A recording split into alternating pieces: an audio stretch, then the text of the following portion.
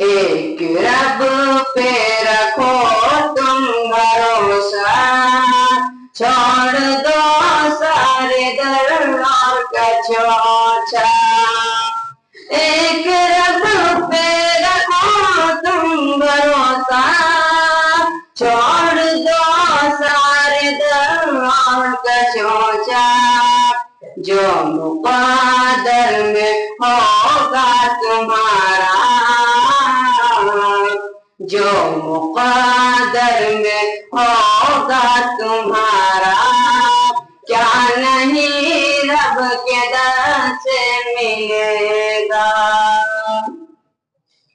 تم چاہتے ہو قبروں پہ مردہ، کیا نبی نے تمہیں یہ کہا ہے؟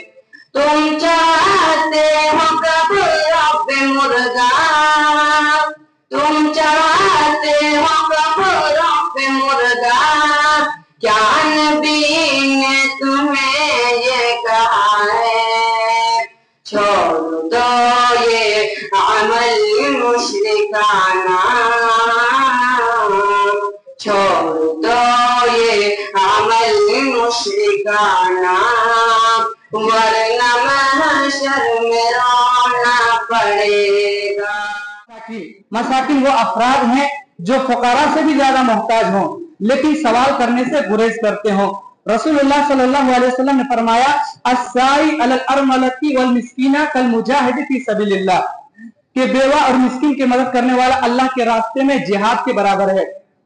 امام قرطبی لکھتے ہیں کہ مسکین وہ ہے جو ظاہری طور پر غنی دکھائی دے لیکن حقیقت میں محتاج ہوں۔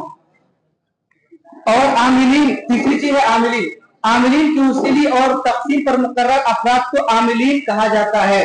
عاملین کے تعلق سے نبی کا فرمان ہے من استعملناہ علی عمل فرزقناہ رزقا فما اخذ بعد ذلك فهو غلول، جسے ہم کسی کام پر مقرر کریں اور اس کا وظیفہ مقرر کرتے تو اس کے لیے اس کے علاوہ لینا خیانت ہے۔ علامہ قرطبی لکھتے ہیں کہ عاملین سے مراد وہ افراد ہیں جنہیں حکومت نے زکوٰۃ کے انتظامات کے لیے مقرر کیا ہو، جس نے کسی کی ضمانت دی کہ وہ اس کا ذمہ دار قرار پایا ہو فی سبیل اللہ۔ اس مصرف میں صرف ایسے تمام افراد شامل ہے جو دنیا میں غلبہ اسلام کے لیے کسی بھی طریقے سے جہاد و قتال کے عمل میں مصروف ہے۔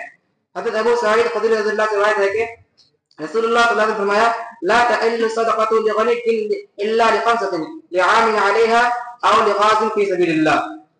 عمر رضی اللہ فرمایا فی سبیل اللہ سے مراد جہاد اور مجاہد ہے، اور ابن عباس رضی اللہ فرمایا اس زمان میں مجاہدین کو دیا جائے گا۔ نمبر 8 ابن سبیل، اس سے مراد مسافر ہے۔ کیسا مسافر؟ وہ شخص جو سفر کی وجہ سے اپنے اسباب و ذرائع سے منقطع ہو چکا ہو، جو اس کے شہر میں تھے، تو ایسے شخص کو اس کے مالدار ہونے کے باوجود بھی زکوٰۃ دیا جائے گا۔ ایک سوال، کیا مصارف زکوٰۃ صرف 8 ہی ہیں؟ واضح ہے مصارف زکوٰۃ کو بیان کرنے کی ذمہ داری خود اللہ رب العالمین نے لے رکھی ہے اور پھر 8 مصارف کو یک کے بعد دیگر بیان کر دیا ہے۔ قال ابن عثیمین فهؤلاء ثمانية أصناف هم أهل الزكاة إذا صرفت في غيرهم فإنها لا تقبل بقول النبي صلی اللہ علیہ وسلم من عمل عملا ليس عليه أمرنا فهو رد۔ زکوٰۃ کے مصارف توقیفی ہیں۔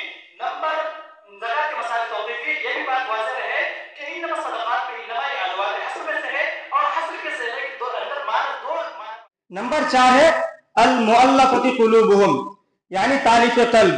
اس سے مراد ایک تو وہ کافر ہے جو کچھ اسلام کی طرف مائل ہو اور امید ہے کہ اسے دینے پر اسلام قبول کر لے گا۔ دوسرا وہ نامسلم افراد ہے جن کو اسلام پر مضبوطی سے قائم رکھنے کے لیے امداد کی ضرورت ہو۔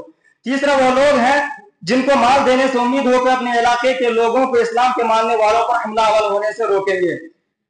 بعض نبی کریم صلی اللہ علیہ وسلم نے بھی تاریخ قلب کے لیے بعض حضرات کو مال دیا تھا، جس کا تذکرہ صحیح بخاری حدیث نمبر 4351 میں مذکور ہے۔ نمبر 5 ہے الرقاب۔ یہ رقاب رقبتن کی جمع ہے، معنی ہے غلام، لیکن اس سلسلے میں کافی اختلاف ہے کہ آیت میں موجود کیسا غلام مراد ہے، مکاتب غلام مراد ہے یا غیر مکاتب۔